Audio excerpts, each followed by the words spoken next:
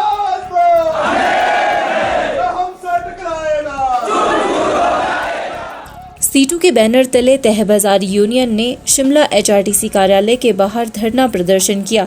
धरना प्रदर्शन के दौरान एचआरटीसी के प्रबंध निदेशक के खिलाफ जमकर नारेबाजी की गई। सीटू के प्रदेशाध्यक्ष विजेंद्र मेहरा ने मीडिया से मुखातिब होते हुए कहा कि एचआरटीसी विभाग ने गत दिनों बस स्टैंड में हुए बस हादसे के लिए तहबाजारियों को दोषी ठहराया है, जो सरासर गलत है। उन्होंने कहा कि 30 वर्ष पूर्व जो परिवहन मंत्री थे, उन्होंने आदेश जारी किए थे कि तहबाजारियों को बस स्टैंड से ना उजाड़ा जाए, लेकिन प्रबंधन ने इन्हें उजाड़ दिया।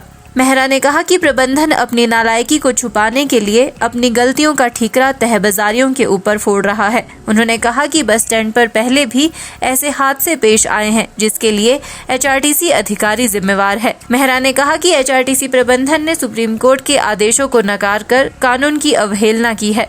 उन्होंने कहा कि प्रबंधन द्वारा तहबाजारियों के छीने गए सामान को वापस नहीं दिया जाता और उजाड़े गए तहबाजारियों को बसाया नहीं जाता, तो सीटू द्वारा अनिश्चितकालीन धरना प्रदर्शन किया जाएगा। देश के रेडी फड़ी तहबाजारी को लेकर मई 2014 में देश की संसद ने एक कानून पारित किया था और उससे ठीक 7 साल पहले माननीय सुप्रीम कोर्ट के आदेश पर एक नीति जो है केंद्र सरकार को बनाने का आदेश दिया गया था। उस नीति के आदेश के बाद 2014 में रेडी फड़ी तहबाजारी के लिए कानून बना।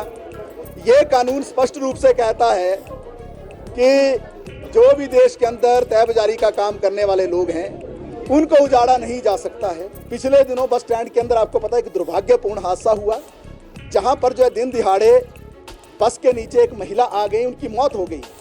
हम ये नहीं कह रहे हैं कि जिस ड्राइवर ने वो हादसा किया वो जानबूझकर किया, हो सकता है कि उनसे अनजाने में भी ये चीज़ हुई हो, लेकिन एक तरफ जो परिवार के एक सदस्य चला गया और दूसरी तरफ ये हादसा हो गया। लेकिन जो हादसे में लोग थे और जो जिनकी वहाँ जो है मौत हुई, उसके सिवाय तीसरा पक्ष कहाँ से इसमें बीच में आ जाता है?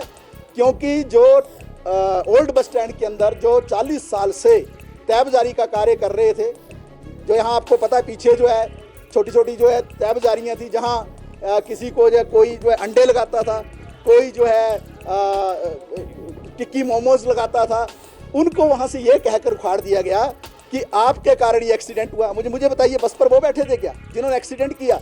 और बड़ी मज़ेदार बात क्या है, यहाँ का जो प्रबंधन है वो आज से लगभग 30 साल पहले उस वक्त के जो ट्रांसपोर्ट मिनिस्टर हैं, उन्होंने बाकायदा इनको आदेश जारी किए कि ये जो लोग यहाँ बैठते हैं इनको उजाड़ा ना जाए। उनका चिट्ठी है पूरी, उनका आदेश है पूरा लिखित में। ये जो लोग हैं इनके स्ट्रीट वेंडिंग सर्टिफिकेट बने, आई कार्ड बने हैं जो कानून के तहत बनने हैं, और सुप्रीम कोर्ट ने उसका आदेश दिया था। और वो स्ट्रीट वेंडिंग सर्टिफिकेट इनके पास है, कमिश्नर के सर्टिफिकेट इनके पास हैं कि ये अपना काम जो है कानून के दायरे में कर रहे हैं, लेकिन इनको उजाड़ दिया गया। हम ये कहना चाहते हैं, यहाँ के अधिकारी क्या हैं, जानबूझकर लीपापोती करने के लिए अपनी जो इनकी नालायकी है। आपको मालूम है इस बस स्टैंड के अंदर पहले भी कितने हादसे हुए, उस कौन जिम्मेवार है? ये अधिकारी जिम्मेवार है। ये यहाँ कुर्सियों पे बैठे रहते हैं, कई तो कई सालों से बैठे हुए हैं। थोड़े से टाइम के लिए अगर इधर को भी जाते हैं तो फिर यहाँ बवंडर खड़ा हो जाता है, फिर यहाँ उनके लिए जो है पूरी एक लॉबी खड़ी हो जाती है कि उनको वापिस लाया जाए। क्यों लाया जाए? क्या वो अधिकारी ट्रांसफर नहीं होने चाहिए? क्या उनको यहाँ से बाहर नहीं किया जाना चाहिए? क्या उनके लिए जो सर्विस रूल्स नहीं लगते क्या? लेकिन यहाँ जिस तरीके का वातावरण चल रहा, कल हम पिछले कल मिलने आए थे सौहार्दपूर्ण वातावरण में एक डेलीगेशन लेकर, लेकिन जिस तरीके का बर्ताव जो है यहाँ जो डिविजनल मैनेजर हैं और जो एमडी हैं, जो उन्होंने जिस तरीके का बर्ताव यहाँ किया, हम ये कहना चाहते हैं हम डरने वाले नहीं हैं। ये सुप्रीम कोर्ट का आदेश है, ये देश की संसद का कानून है। ये कानून देश की संसद के ऊपर ना एमडी हैं, ना डिविजनल मैनेजर हैं, ना सुप्रीम कोर्ट के ऊपर हैं।